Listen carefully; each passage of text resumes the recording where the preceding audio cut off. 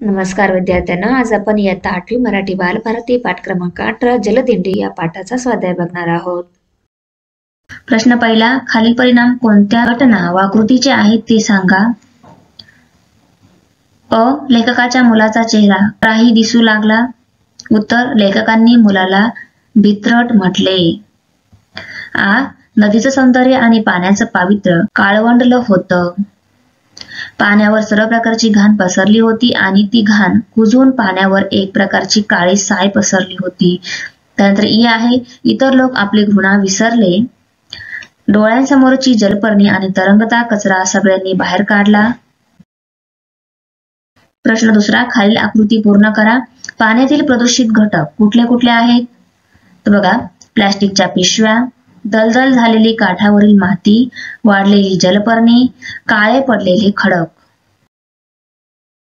प्रश्न तिसरा, लेखकाच्या मते भूतकाळात केलेली चूक कशी सुधारायला हवी होती या संबंधीच्या घटनाक्रमांचा अवगतकथा बनवा। तर बघा, नदीकाठचा विशिष्ट रुंदीचा पट्टा वनराईसाठी राखणे, सांडपाणी शुद्ध होऊन मिळालेली पाणी झाडझुडपांना देणे, ते पाणी झाडांसाठी खत पाणी होणे त्यामुळे झाडे फोफावले। प्रश्न चौथा, पालखी सोहळा या शब्दातील अक्षरांपासून पालखी व सोहळा हे शब्द सोडून 4 अर्थपूर्ण शब्द तयार करा। तर बघा, पाल, लळा, खिळा आणि सोळा।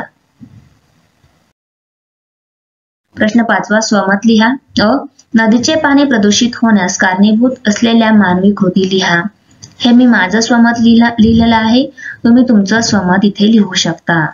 उत्तर, माणसे नदीत अंघोळ करतात, तिथेच कपडे भांडी धुतात, गुरांना तिथेच धुतात, शिवाय नदीतच केरकचरा टाकतात, मलमूत्र विसर्जन करतात, वापरून झालेल्या सर्व टाकाऊ वस्तू नदीत टाकतात, लहान मोठे उद्योग करणारे लोक आपल्या उद्योगधंद्यातले सांडपाणी नदीत सोडून देतात, रासायनिक कारखाने रसायनयुक्त सांडपाणी तसेच नदीत सोडतात, देवपूजेचे निर्माल्य, मृत माणसांची अस्थी नदीत सोडल्या तर पुण्य मिळते, या कल्पनेने या गोष्टी सुद्धा नदीतच सोडल्या जातात। या सर्व कृतीमुळे नदीचे पाणी मोठ्या प्रमाणावर प्रदूषित झाले आहे। हा प्रश्न, पोहायला येत असूनही लेखकाच्या मुलाला पाण्यात पडण्याची भीती वाटली, याचे तुम्हाला समजलेले कारण स्पष्ट करा।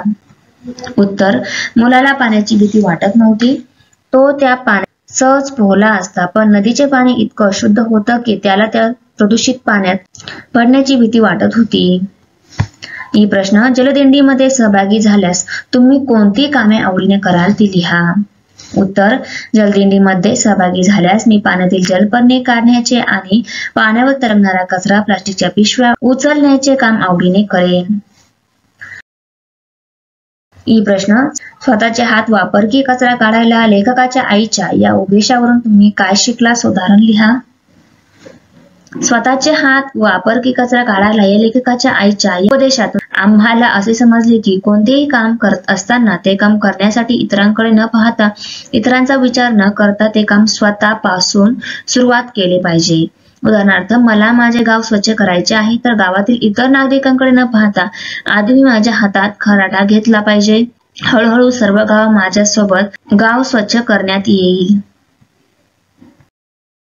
प्रश्न, खालील वाक्यांतील काळ ओळखा।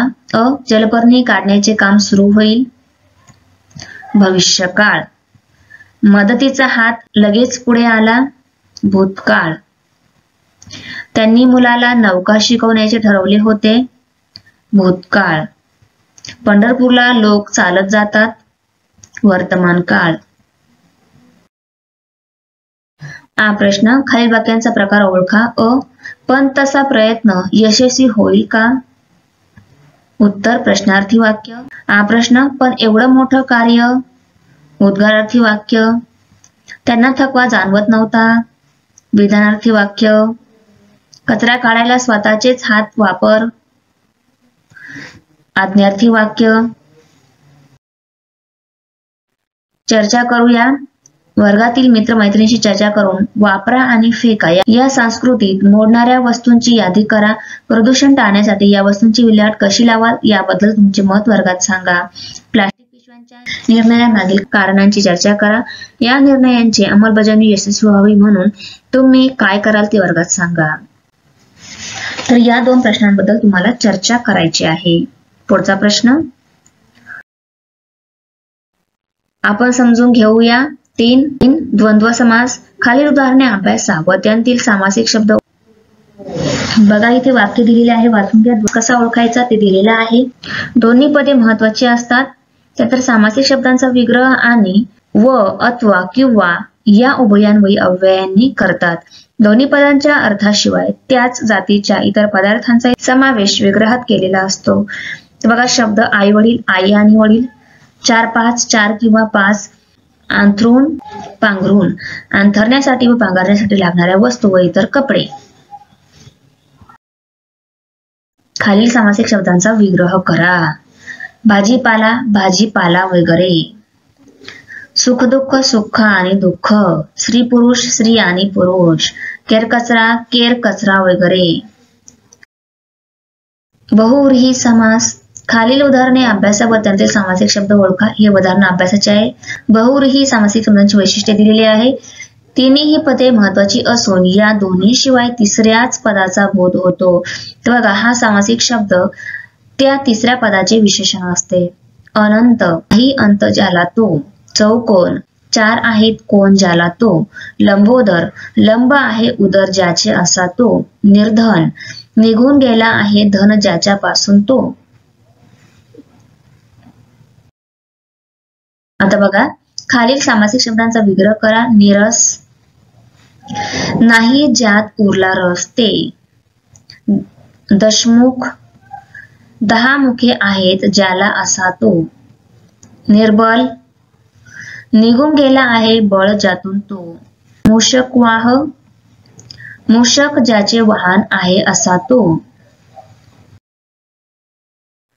खालील सामासिक शब्दांचा विग्रह करून समासाचे नाव लिहा. चहा पाणी, विग्रह आहे चहा पाणी वगैरे. समासाचे नाव आहे द्वंद्व समास. त्यानंतर क्षणोक्षणी, प्रत्येक क्षणाला. समासाचे नाव आहे अव्ययी भाव समास. त्रिभुवन, विग्रह 3 अनुभवांचा समूह. तत्पुरुष, द्विगु. गजानन, ज्याचे आनंद तोंड गजासारखे म्हणजे हत्तीसारखे आहे असा तो. बहुव्रीही.